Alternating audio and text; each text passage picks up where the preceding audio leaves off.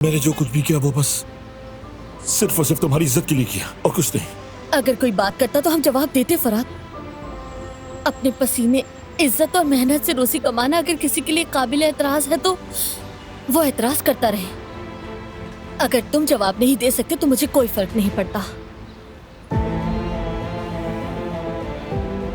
फख्र है मुझे कि मैं अमीर घर में पैदा नहीं हुई। कोई शर्म नहीं इस बात पर।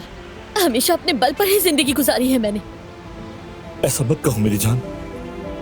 अगर मैं ऐसा सोचता तो मैं तुम्हें कभी भी नहीं अपनाता। शायद तुम्हारे दिल के अंदर किसी कोने में फर्क अब भी बाकी है फराद। तुमने वो जिम्मेदारी ले ली है जिसके लिए तुम तैयार नहीं थे। गुल, मैंने जो भी किया सिर्फ हमारी मोहब्बत और तुम्हें बचाने के लिए किया। ऐसा करने की कोई और वजह नहीं थी। क्या वाकई तुम मुझे बचा रहे थे या अपने खानदानी बिजनेस की साख को बचाने की कोशिश कर रहे थे फराद काराबिल?